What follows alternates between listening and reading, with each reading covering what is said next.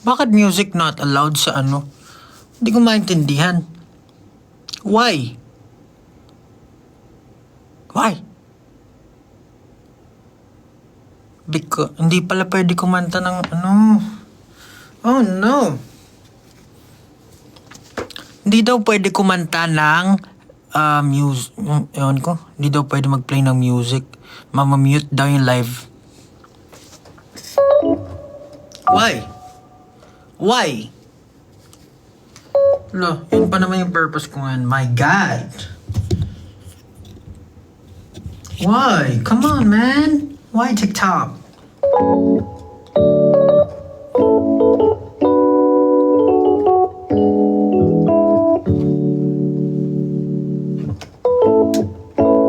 Baby, baby, there will always be space for you and me, right where you left it. Yeah. And just maybe enough time will pass. We'll look back and laugh.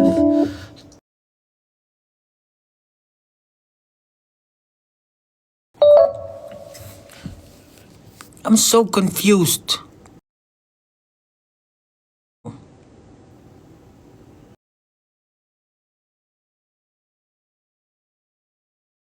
Pero kapag baby, baby, there will always be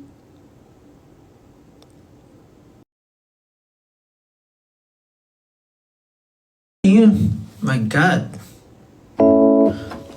Wala na, di na ako makakanta. That's so sad, man. That's so sad.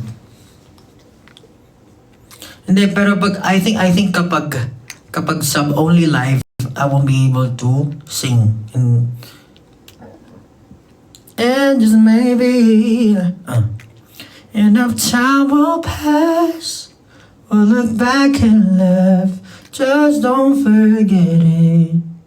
And maybe I'm wrong. Pag sub-only lang, kwentuhan lang, anong kakwento ko sa inyo?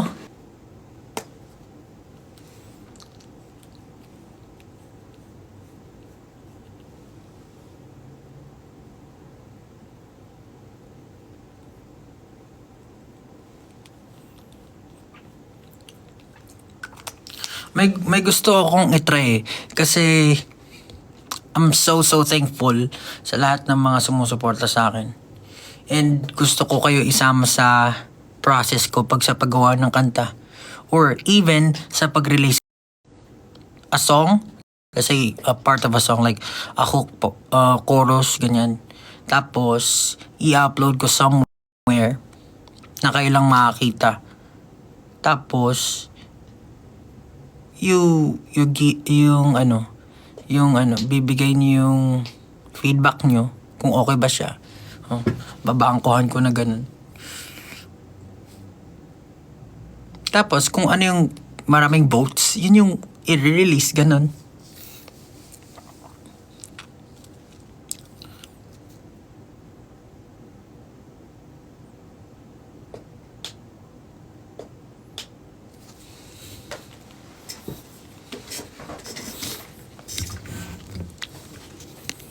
I don't know if mag-work yun. Or I mean, I think it will work. Kasi wala lang, gusto ko lang kayo isama sa process. Alam mo yun?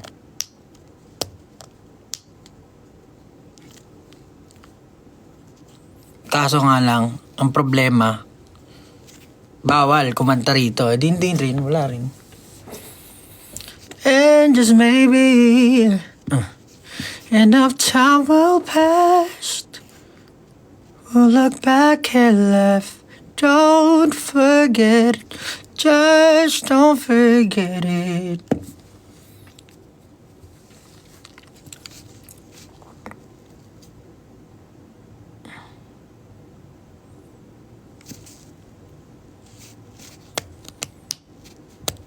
So, ngayon, hindi ko na alam gagawin ko. I was supposed to do a jam session. Kaso wala na. Bawal pala kumanta dito eh. Huwag na tayo kumanta, man.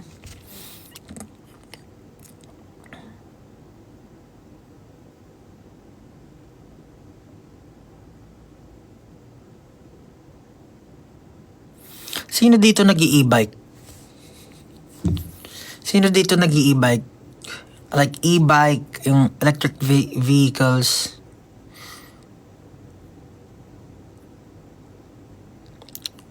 Bike lang.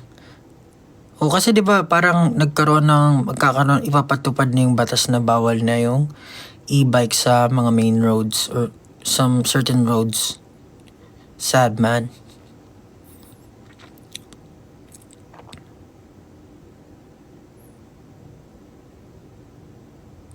Yeah, I think tama lang. Well, for me kasi dapat talaga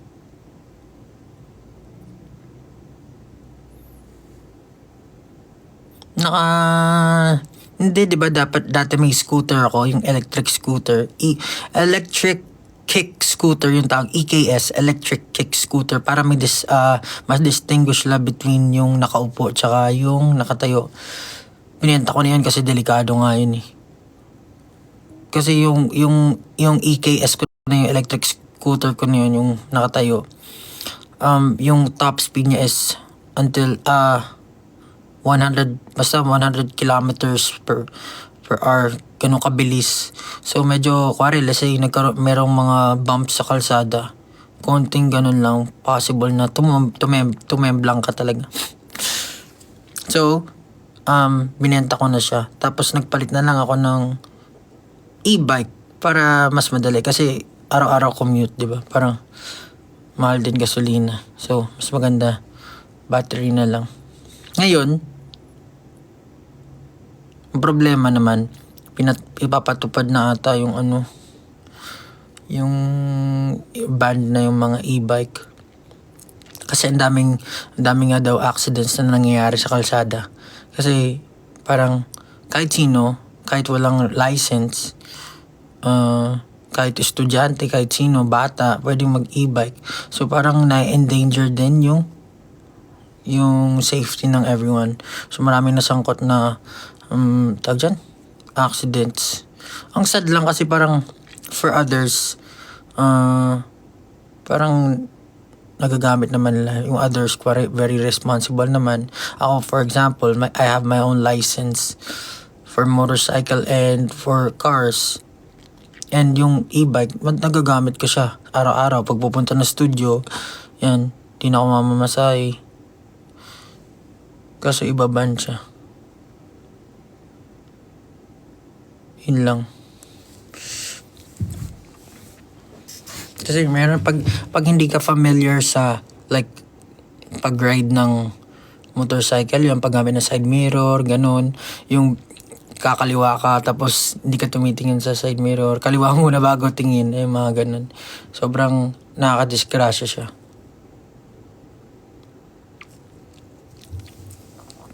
Nakakasad kasi wala lang. I feel like ang daming sa community na responsible drivers naman. Pero I think it's only right para sa akin na may license din kasi may registration din yung mga e-bikes. Kasi kailangan lahat ng tao na pupunta sa kalsada, it's not just for your safety, your own safety, but pag nasa kalsada ka, it's a public place eh. Kumbaga lahat ng pwedeng mangyari sa iyo, pwede rin mangyari sa iba. So kung kamote ka dyan, pwede kang makadisgrasya ng ibang tao. So dapat may knowledge and I guess yun na talaga yung license. Bago kasi makakuha ng license, di ba, may mga exams muna. Exams, yung pag-alam ng mga road, mga signages, ano ba? Yung basta mga road, ganyan. Mga road, yung batas na pang kalsada. Pag di mo alam yun, possible na makadisgrasya ka. And, speaking of signage, nahuli ako last, natikitan ako nung isang araw. Natikitan si Pablo isang araw. Akalain mo yun, Never in my life natikitan si Pablo kasi nandun ako sa lane na pakaliwa dun sa EDSA sa north. Pakaliwa daw lang yun. Tapos nakita ko may kumakamay na sa akin. Oh, tabi ka muna. Tumapit naman ako kasi na-realize ko na doon na pala ako sa ano. Pero kasi ang hirap din. Parang hindi malinaw yung mga signage. Tapos yung yellow lane na nasa floor, burado na. Almost burado na. Parang nagiging broken line na. So, if mahina yung visibility or may maraming kotse sa kalsada, hindi mo talaga siya mapapansin. Hindi pa naman ako familiar dun sa lugar. Kaya natikitan si Pablo, magbabayad pa tuloy siya sa ano. Very good eh.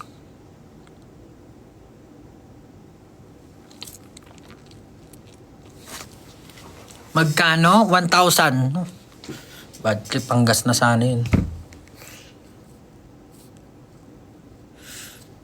Wala lang. Uy, matay. Nangyari. Wait lang. Ayun.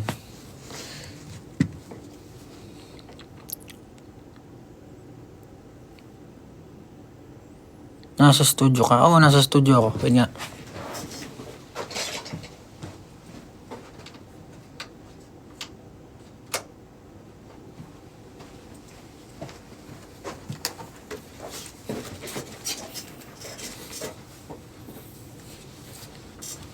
Wala na. Wala pa akong kasama. Baby, baby.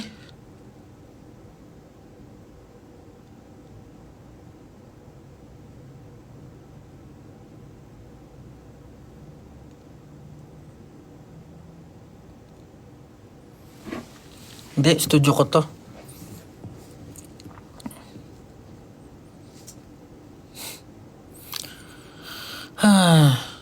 Sad.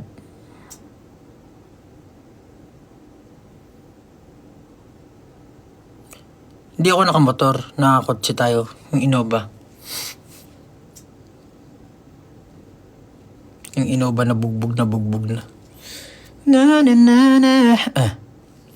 Paano tayo gagawa ng R&B itong wala lang. Hindi ko pa nababayaran yung ticket kasi kailangan ko daw pumunta sa Land Bank. Land Bank ba? Tapos hindi gumagana yung sa GCash. Hindi gumagana. Parang anong model e-bike ko? Nakasale ngayon yung Sundero 07 Classic. Yung Honda Sundero. Baby, baby.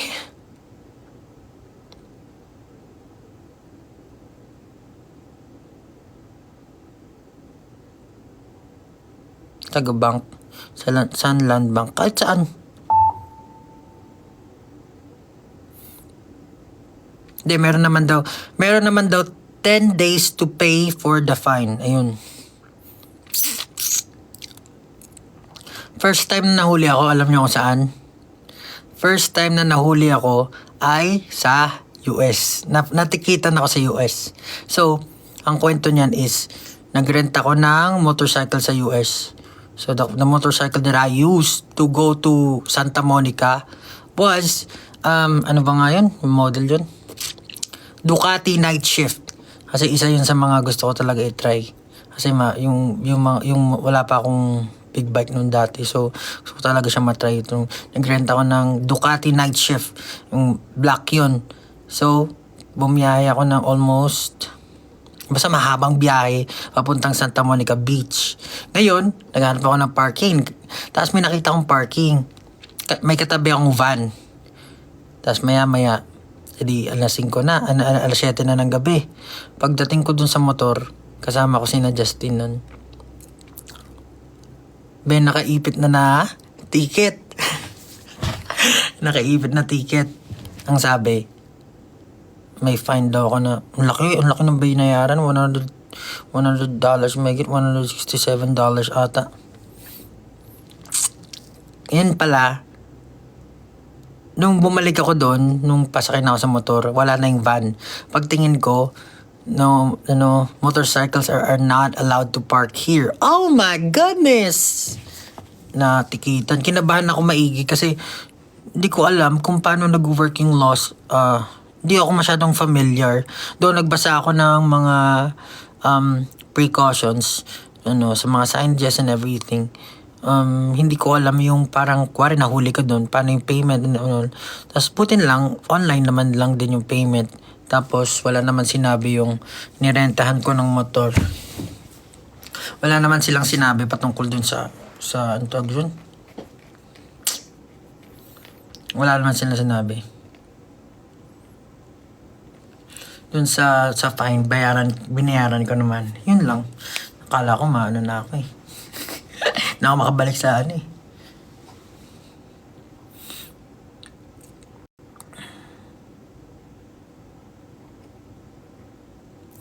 May balak ba akong bumili ng bagong motor? Wala akong balak bumili. Okay na ako dun sa motor ko. Pero syempre meron tayong dream bike. Pero wala naman tayong panggarahe. So, ang mangyayari dyan, upgrade. Kapag ano ka na dito na you had your fun time with this bike, palitan mo ng bago, benta mo na, tapos upgrade ka na mas mataas na CC. Or yung dream bike, pero layo pa, tagal pa yan.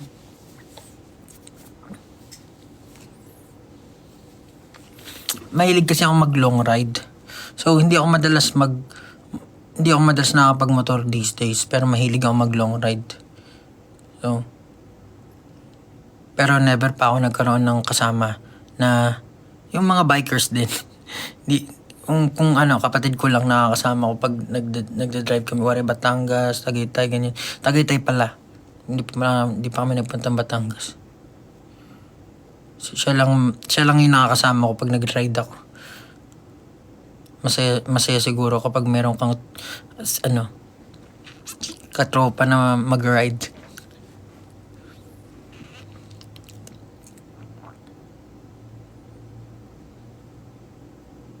Longest drive, Baguio. Punta ko na akong Baguio. Gamit ko yung rides kayo ni Ken. Hindi nag-ride si Ken eh. Wala sa SB19 nag-ride eh.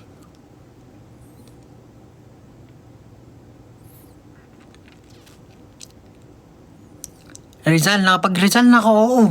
Siyempre, kung mo naman pupunta nila yung Marilaki. Halos lahat. Kaso ayoko mas dalas dun kasi ang dami bumabanking, nakakatakot eh. Baka madamay pa ako pag sumemplang sila. Gusto ko lang sana mag-cruise. Kasi natutuwa ako. Parang nawawala stress ko talaga pag nagmumotor ako. Meron akong dream bike. Kaso wala dito sa Pilipinas. So, nakatry na rin ako ng sports bike. Pero, mahirap kasi yung sports bike sa pang-araw-araw. Sakit sa likod. Yung nakaganon, yung nakadapa, parang ganun.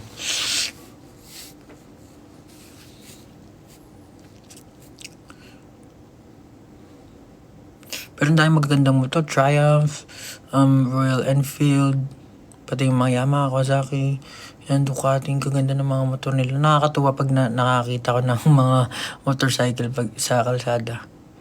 Pero isa sa mga gusto kong talaga yung sports tourer ng Kawasaki. Hindi pa ako nakatry ng Harley Davidson ever.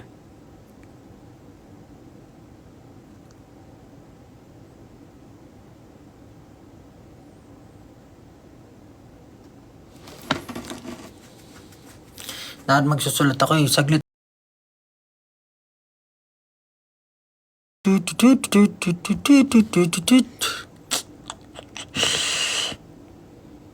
Para ba malaman kung nakailang oras na si Pablo dito? 19 minutes. 19 minutes pa lang pala. So tapusin natin ng hanggang 30 minutes. Messy hair? Ang gagawin ko? Kayo lang naman yan.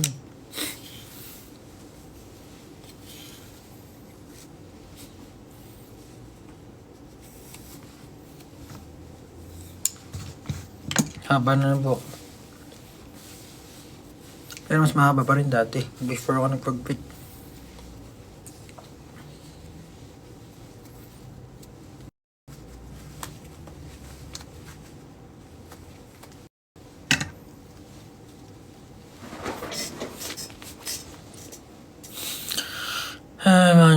Man, may kamo bagin.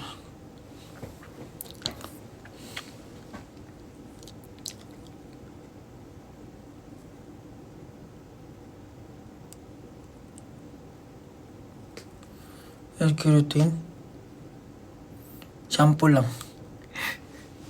Hindi ako nagko-conditioner. Dati nagko-conditioner ako, pero sabi kasi ano daw yung buhok ko eh. Oily daw eh. So hindi na ako nag-conditioner. Tapos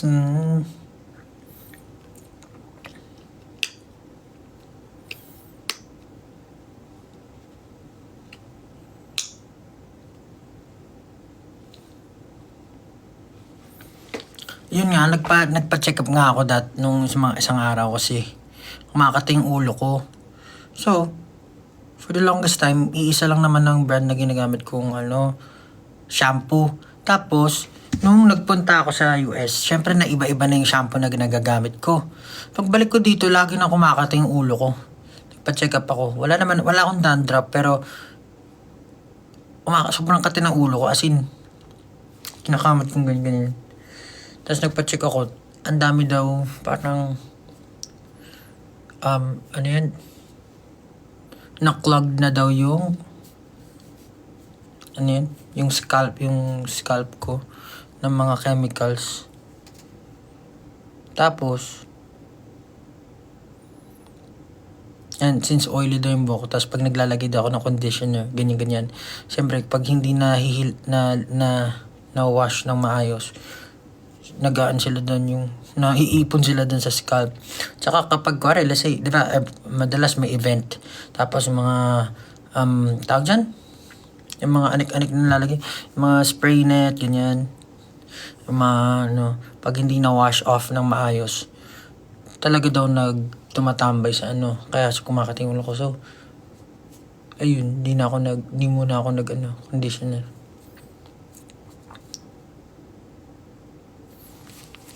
Pero, ganun ko maigi yung ulo.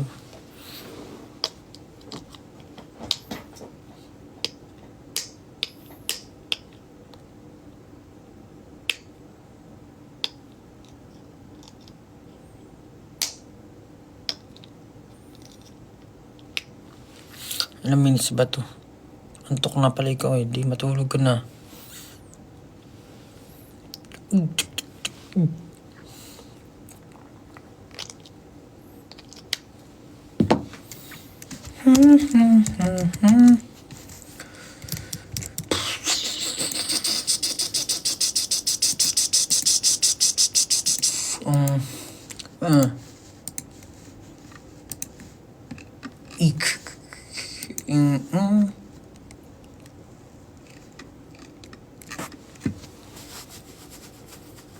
Nagda-diet ka pa? Oo naman, lahat naman na tayo nagda-diet. Iba't ibang diet lang.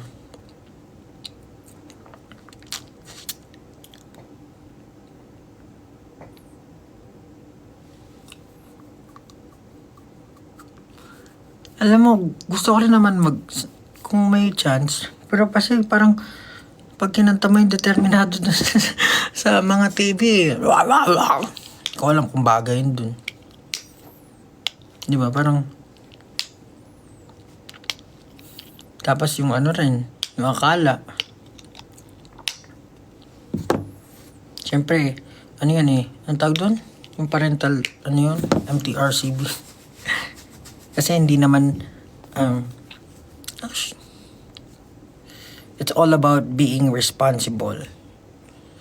Kasi at some point of your life, you will try that. Kasi some people do that para mag-celebrate. Some people dyan nakikita yung mga true friends nila. Diba? Pag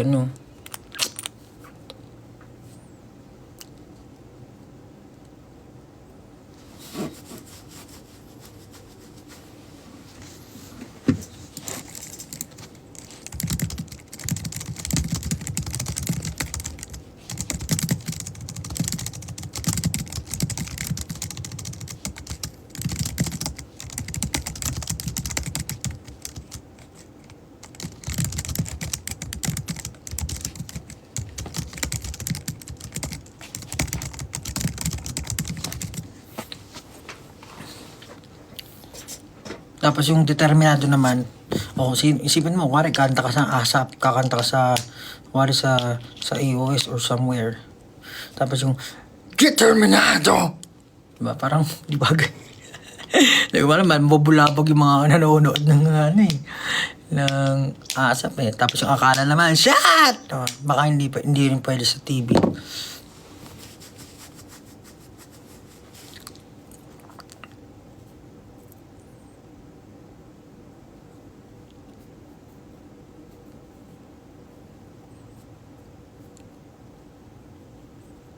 Love song? Gawa ng love song? Dami nagawa ng love song ah.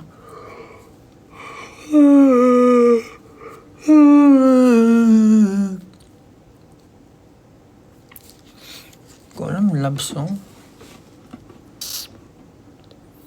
Okay. Wala na maikwento. Next time na mag-iipon muna ulit ako ng kakwento. Bawal kasi kumanta rito eh. Pag sa only live eh. Wala na tayo magagawa diyan.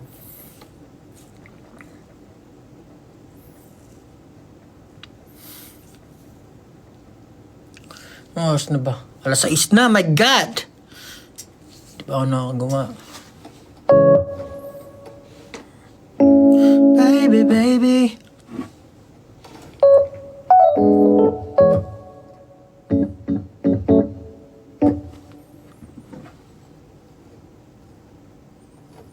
Ano ba yun?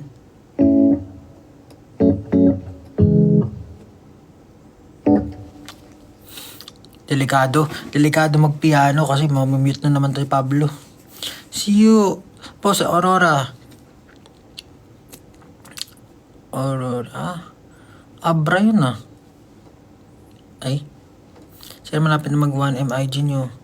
Anong ulam mo? Wala, di pa na si Pablo. Ang kaya dito sa Canada, ewan ko, di ko sure. Europe tour, gusto ko rin pumunta dyan. Pablo, sagutin mo please, ano old? Di ko alam, masyadong maraming kanta para sabihin all time. Black, Clark Aurora guitar, bawal pa din. Bawal guitar, bawal nga piano eh. Bawal nga rin kumanta ng boses lang eh. Anong inhaler favorite mo? Di ko alam kung ano lang meron. Pare-parehas lang mas silang ginagawa. Pasyal kayo sa Germany, pengi pera. Kala mo gano'ng kadaliin ah. Pasyal sa Germany. Sydney when? Sydney?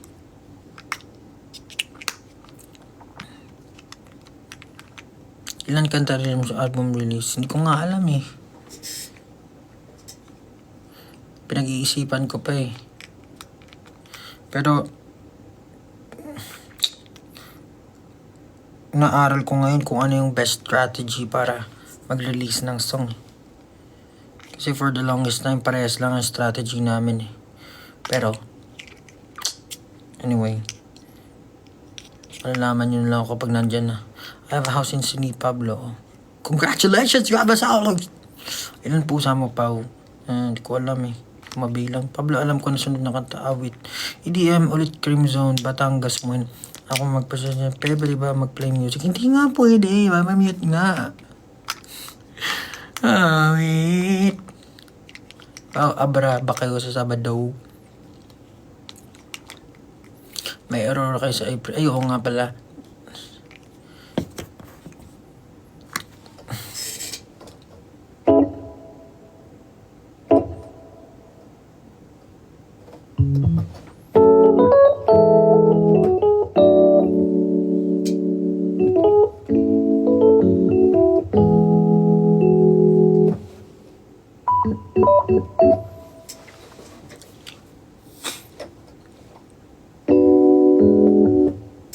Mamamute na naman si Pablo eh.